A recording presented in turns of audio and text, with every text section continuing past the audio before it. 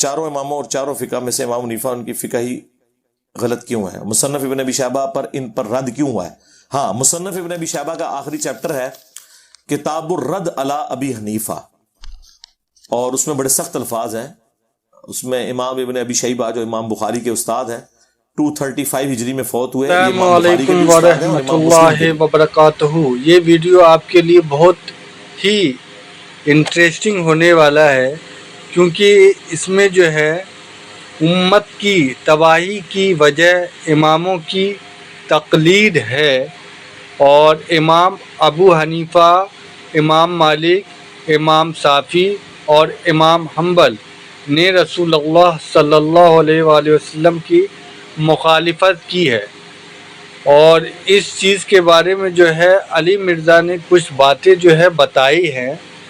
اور آج کے دور میں جو انسان اتنا پریشان ہے ایک دوسرے کی برائی کر کے، جتنی اس کی خوشی میں نہیں اس کی برائی میں کر کے جو ہے خوشی ملتی ہے انسان کو، تو اللہ ہی بہتر جانتا ہے کہ کیا دور چل رہا ہے، اور اللہ ہی بہتر جانتا ہے کہ کیا معاملہ ہوگا آگے. اللہ سے یہی دعا کرتے ہیں کہ اللہ ہم سب کو ہدایت دے اور صحیح راستے پر چلائے. آمین ثم آمین. امام مسلم نے 1500 حدیثیں مسلم شریف کی ان سے لی ہوئی ہیں، یعنی 20% مسلم شریف کا آؤٹ آف 7563 1500 احادیث ابن ابی شیبہ سے لی ہوئی ہیں. ابو بکر ابن ابی شیبہ بہت بڑے اہل سنت کے امام ہیں. امام بخاری نے بھی ان سے حدیثیں لی ہیں. انہوں نے آخری چیپٹر باندھا ہے کتاب الرد علی ابی حنیفہ، اور ساتھ لکھا یہ ابو حنیفہ پر رد ہے چیپٹر، جس میں اس نے رسول اللہ کی مخالفت کی ہے صلی اللہ علیہ وآلہ وسلم. سنگل آؤٹ اس لیے ان کو کیا کہ چونکہ ان کی فقہ بہت پہلے مرتب ہو گئی تھی، اس وقت احادیث اس طرح کمپائل نہیں تھی ایک جگہ پر، اور امام حنیفہ کے اکثر جو مسائل ہیں وہ تابعین سے اخذ کیے ہوئے ہیں. تابعین کے دور میں جھوٹ بھی عام ہو چکا تھا، اور پھر کئی ایسے لوگ بھی دین میں شامل ہو چکے ہوئے تھے جنہوں نے اوپر سے ہی کلمہ پڑھا ہوا تھا، اور اس طرح کی کافی ساری چیزیں. ابھی ایک پورا ٹاپک ہے، اس کو ایڈریس کیا ہے شاہ ولی اللہ دہلوی نے حجت اللہ البالغہ میں. اب شاہ ولی اللہ دہلوی وہ ہیں جو بریلوی، دیوبندی، اہل حدیث تینوں کے نزدیک مجدد ہیں 12ویں صدی کے، 1176 ہجری میں فوت ہوئے. انہوں نے اس کو ٹاپک بنایا ہے کہ امام مالک اور امام ابو حنیفہ کی فقہ میں غلطیاں کیوں زیادہ ہیں ایز کمپیئر ٹو امام احمد بن حنبل اور امام شافعی کے. تو انہوں نے بتایا کہ تابعین کے اقوال کی وجہ سے، اور مرفوع احادیث جو ہیں وہ سپورٹیو نہیں ہے اس کو. اب جب تک آپ کے پاس حدیث نہیں ہے، آپ نے کسی تابعی کے فتوے کے اوپر عمل کر لیا، لیکن جب آپ کو صحیح حدیث مل جائے تو آپ فتویٰ چھوڑ دیں. یہ تو صحابہ کے ساتھ ہوا ہے کہ انہیں بعض اوقات حدیث نہیں پتا ہوتی تھی، دوسرا صحابی بتاتا تھا، وہ رجوع کر لیتے تھے اس معاملے میں. میں نے کئی دفعہ بتایا، بخاری مسلم میں حدیث ہے، حضرت حسان ابن ثابت مسجد میں اشعار سنا رہے تھے حضرت ابو ہریرہ کو، پاس سے حضرت عمر گزرے، وہ امیر المومنین بھی تھے، رعب بھی تھا، صرف انہوں نے دیکھا ہے ان کو، ان کا اس طرح نہ دیکھ، تجھ سے بہتر شخص مسجد میں ہوتا تھا، میں اسے بھی اشعار سناتا تھا رسول اللہ صلی اللہ علیہ وسلم. تو حضرت عمر نے فوراً کہا کہ بتاؤ اپنا گواہ لے کر آؤ جو گواہی دے. یعنی حضرت عمر کو نہیں پتا تھا کہ ایسا ہوتا تھا. ہو سکتا ہے اس دن جو محفل نعت ہوئی حضرت عمر نہ بیٹھے ہوئے ہو. ٹھیک ہے، یہ تو آپ کہتے ہیں ہمارے امام سے کون سی حدیث چھپ گئی ہوگی جو انجینئر صاحب کو پتہ چل گئی ہے. ہاں سرکار تواڈے امام تے شاہی کوئی نہیں، ہاں سیدنا عمر جیسا ہے ہی کوئی نہیں، تیرا امام تے شاہی کوئی نہیں. تو حضرت ابو ہریرہ نے کہا کہ یا امیر المومنین میں گواہی دیتا ہوں واقعی. اور پھر نبی علیہ السلام ان کے لیے دعا بھی کرتے تھے کہ اے اللہ روح قدس کے ذریعے حسان کی مدد فرما جس طرح تو نے عیسیٰ ابن مریم کی کی تھی، وَأَيَّدْنَاهُ بِرُوحِ الْقُدُسِ. تو حضرت عمر وہاں سے چلے گئے. سیدنا عمر کو یہ مسئلہ نہیں پتا تھا اور کوئی عیب نہیں تھا. بخاری مسلم دونوں میں آتا ہے حضرت ابو ہریرہ نبی علیہ السلام کی وفات کے بعد آلموسٹ 30 سال تک یہ فتویٰ دیتے تھے. یہ 30 سال میں نے اس لیے نکالے ہیں کہ اس وقت گورنر مدینے کا مروان تھا، اور مروان مدینے کا گورنر حضرت معاویہ کے دور میں بنا ہے. تو مطلب یہ کہ خلافت راشدہ کے دور کے بعد کی بات ہے یہ. اس شخص کے بارے میں جو سب سے زیادہ حدیثیں روایت کر رہا ہے سیدنا ابو ہریرہ، وہ یہ فتویٰ دیتے تھے کہ جس کے اوپر غسل فرض ہونا، جب تک غسل نہ اتار لے وہ روزہ نہیں رکھ سکتا. اب یہ بات جب سیدہ عائشہ تک پہنچی تو انہوں نے کہا حضرت ابو ہریرہ کو ان کے بارے میں اللہ تعالیٰ اس پہ رحم فرمائے، اللہ کے نبی علیہ السلام جنبی ہوتے تھے اپنی بیویوں سے صحبت کرنے کی وجہ سے، اور بغیر غسل اتارے ہی روزہ رکھ لیتے تھے، اور طلوع فجر کے بعد غسل اتارتے تھے، یعنی ختم سحری کے بعد. طلوع فجر کہہ رہا ہوں، طلوع آفتاب نہیں، طلوع فجر یعنی ختم سحری. اب اما عائشہ جب یہ گواہی دے دیں تو حضرت ابو ہریرہ تو پھر ان کا فتویٰ تو شاہی کوئی نہیں رہتا.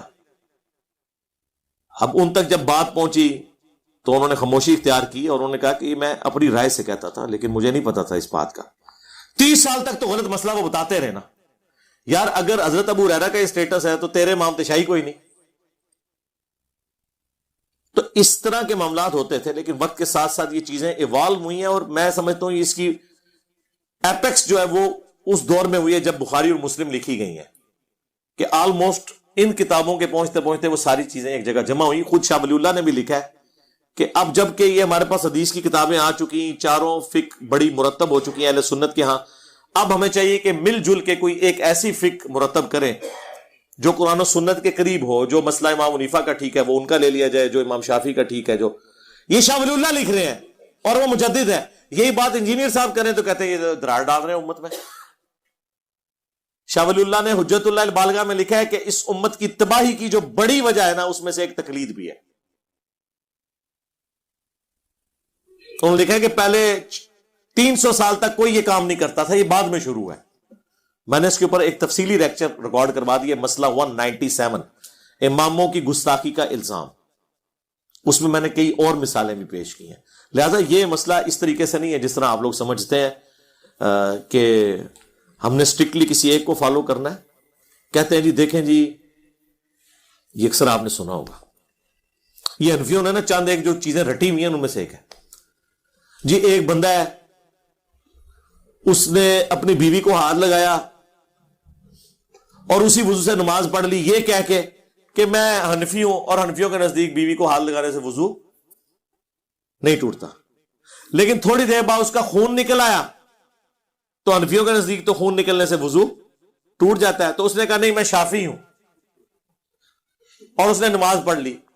اور اس کے بعد وہ بولتے ہیں کہ یہ لوگ اپنے نفس کی پیروی کرتے ہیں. نہ سرکار نہ، تھوڑے ایجوکیٹ ہو جاؤ، اپنے مدرسوں سے اپنے دڑبوں سے باہر نکلو، دنیا چینج ہو چکی ہے. نہ اس مسئلے میں ہم نے امام حنیفہ کی بات مانی، نہ اس مسئلے میں ہم نے امام شافعی کی بات مانی، ہم نے اس شخص کی بات مانی جس کی قبر مدینے میں صلی اللہ علیہ وآلہ وسلم. کیا نبی علیہ السلام اور صحابہ کے دور میں خاوند اپنی بیویوں کو ہاتھ نہیں لگاتے تھے؟ اس زمانے میں کسی کا خون نہیں نکلتا تھا تو مسئلے بھی موجود ہوں گے. تو بخاری مسلم دونوں میں حدیث موجود ہے، اور امام بخاری نے، دیکھیں لوگ کہتے ہیں شافعی ہیں، امام بخاری نے تو امام شافعی کا رد کر دیا صحیح بخاری میں، کہ عائشہ کہتی ہیں ان دنوں ہمارے گھروں میں چراغ نہیں ہوا کرتے تھے، اور رات کے وقت نبی علیہ السلام جب نماز پڑھتے تھے گھپ اندھیرے میں، ہمارا اجرا بھی تنگ تھا، نبی علیہ السلام جب سجدے میں جانے لگتے میں آپ کے سامنے لیٹی ہوئی ہوتی تھی تو آپ میرے پاؤں ٹو دیتے تھے، میں پاؤں سمیٹ لیتی تھی، نبی علیہ السلام سجدہ کرتے تھے، اور جب دوبارہ آپ قیام میں جاتے تو میں پاؤں سیدھے کر لیتی تھی. اس حدیث سے امام بخاری نے امت تک یہ میسج دے دیا کہ بیوی کو نماز کی حالت میں بھی کوئی ٹو لے، ہاتھ لگا لے تو اس کا وضو نہیں ٹوٹتا. لہذا امام شافعی کا مسئلہ فارغ، اور نہ یہ ہمیں امام حنیفہ نے بتایا، سرکار یہ تو ام عائشہ نے ہمیں بتایا ہوا ہے، اور بخاری مسلم میں موجود ہے. دیکھو کتنی بڑی کہانی انہوں نے کروائی ہوئی تھی. پڑھے گے نا؟ اچھا، اس ایک مسئلے نے کروڑوں مسلمانوں کی زندگی اذیت میں ڈالی ہوئی ہے.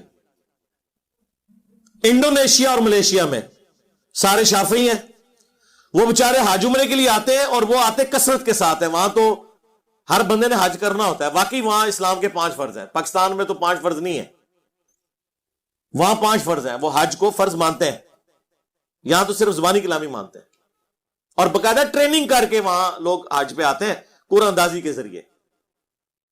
پاکستانیوں کی طرح نہیں کہ بابے جب فارغ ہو جائیں تو اینڈ پہ وہاں بھیج دیتے ہیں, انہیں نہ کسی چیز کا پتہ ہی نہیں ہوتا.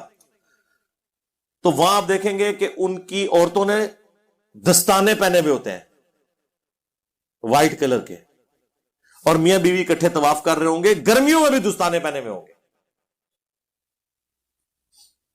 تو عام بندے کو تو سمجھ نہیں آتی کہ مسئلہ کیا ہے. مسئلہ یہ ہے کہ وہ ہیں سارے شافعی, ان کے نزدیک اگر کوئی خامن بیوی کو ہاتھ لگا لے تو وضو ٹوٹ جائے گا. جب وضو ٹوٹ جائے گا طواف کہاں سے کرے گا؟ تو وہ انہوں نے اپنی بیویوں کو دستانے بنوائے ہوتے ہیں تاکہ ٹچ کرنے سے, یعنی باہر سے ٹچ ہوگا, ڈائریکٹ نہیں, نیکڈ ٹچ ہوگا. تو ایک مسئلے جو غلط گھڑا گیا اس کی تکلیف کتنی امت کو کاٹنی پڑ رہی ہے. اور ادھر حنفیوں نے جو یہ غلط مسئلہ گھڑا خون نکلنے والا, یہ کس حدیث کے اندر, کس آیت کے اندر آیا ہے کہ خون نکلنے سے وضو ٹوٹ جاتا ہے؟ یہ صرف انہوں نے قیاس کیا, اور وہ بھی غلط قیاس. یہ انہوں نے کیا ہے کہ جتنی چیزیں ناپاک ہیں جب وہ جسم سے نکلیں گی تو وضو توڑ دیں گی. پیشاب ناپاک ہے وضو توڑ دے گا, مزی ناپاک ہے وضو توڑ دے گی, تھوک پاک ہے, بلغم پاک ہے, پسینہ پاک ہے, وضو نہیں توڑے گا. خون ناپاک ہے تو کہتے ہیں جب ناپاک ہے تو وضو توڑ دے گا. ایک کونوں گال بنا لی. یہ مسئلہ ہی غلط ہے کہ خون ناپاک ہے. یار صحابہ کی زندگی تو جنگوں سے عبارت تھی, وہ یہ رسک لے سکتے تھے. میرے بھائی آج نہیں زخم ٹھیک ہوتا, جن کو ہر جنگ میں اتنے زخم لگتے تھے, جسم کے 1-1 انچ کے اوپر برچھی یا تلوار یا نیزے کا نشان ہوتا تھا, نہ اس وقت اتنی ادویات تھیں کہ زخم اتنی جلدی ہیل ہو, وہ یہ رسک لے سکتے تھے کہ خون نکلنے سے وضو ٹوٹ جاتا ہے؟ جی قرآن میں آیا جی خون. سرکار قرآن میں کہاں لکھا ہوا ہے؟ قرآن میں لکھا ہوا ہے کہ بہتا ہوا لہو پینا حرام ہے. ناپاک تو نہیں لکھا ہوا, اور پینا بھی صرف بہتا ہوا لہو ہے. جی جو ہڈیوں کے گودے میں ہے, جو گوشت کے ریشوں کے اندر ہے, جو کبھی آپ باربیکیو لے کے آتے ہیں اور آپ وہ جب چکن پیس اکھاڑتے ہیں نیچے سے ہلکا سا ریڈ کلر کا نکلتا ہے, وہ خون پاک, کھانا بھی حرام نہیں ہے اس کا, وہ حلال خون ہے. اور جو بہتا ہوا لہو ہے وہ پینا حرام ہے, ویسے خون پاک ہے, چاہے جانور کا ہو چاہے انسان کا ہو, جو حلال جانور ہے. اب مسئلہ انہوں نے نکال لیا. کاش انہوں نے حدیث پڑھی ہوتی. ابو داؤد کے اندر حدیث ہے, ایک صحابی کو نبی علیہ السلام نے پہرے پہ لگایا, رات کے وقت کافروں نے حملہ کر دیا, انہیں تیر لگے, ان کا خون بہتا رہا, اور وہ اسی حالت میں نماز مکمل کرتے رہے. سلام پھیرنے کے بعد انہوں نے باقیوں کو اٹھایا, تو انہوں نے کہا اتنی اپنی تم نے حالت کر لی ہے کہ پورا جسم لہو لہان ہے, تم نماز توڑ دیتے. ظاہر نماز توڑی جا سکتی تھی. تو انہوں نے کہا نہیں, میری غیرت نے گوارا نہیں کیا کہ میں نے ایک سورت شروع کی ہوئی تھی کہ اسے مکمل کیے بغیر میں نماز یوں اس طریقے سے مختصر کرتا ہوں. شوق نماز کا.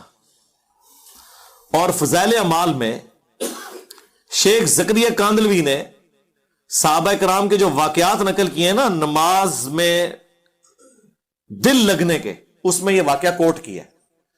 اب واقعہ تو کوٹ کر بیٹھے, ان کو بعد میں احساس ہوا کہ یار یہ تو ہمارے بابا جی بیچ میں آ جائیں گے, تو انہوں نے نا نیچے لکھی فساد. ویسے وہ لکھتے ہیں فائدے کے لیے, یعنی اس واقعے سے ہمیں مورل لیسن کیا ملا. مورل لیسن انہوں نے یہ نکالا, وہ کہتے ہیں کہ جی ہمارے نزدیک, ہمارے امام حنیفہ رحمۃ اللہ علیہ کے نزدیک خون نکلنے سے وضو ٹوٹ جاتا ہے, اور امام شافعی کے نزدیک نہیں ٹوٹتا.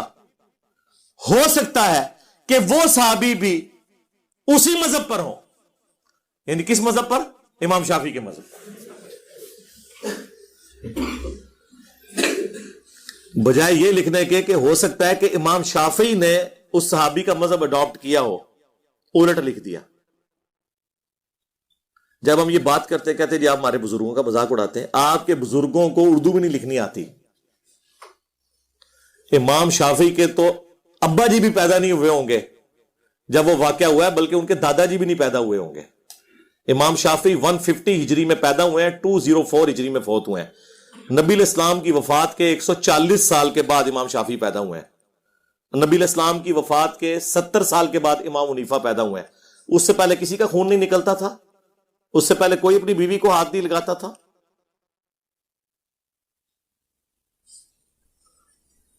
تو جملہ کیا لکھ رہے ہیں کہ ہو سکتا ہے وہ بھی اسی مذہب کے اوپر ہو.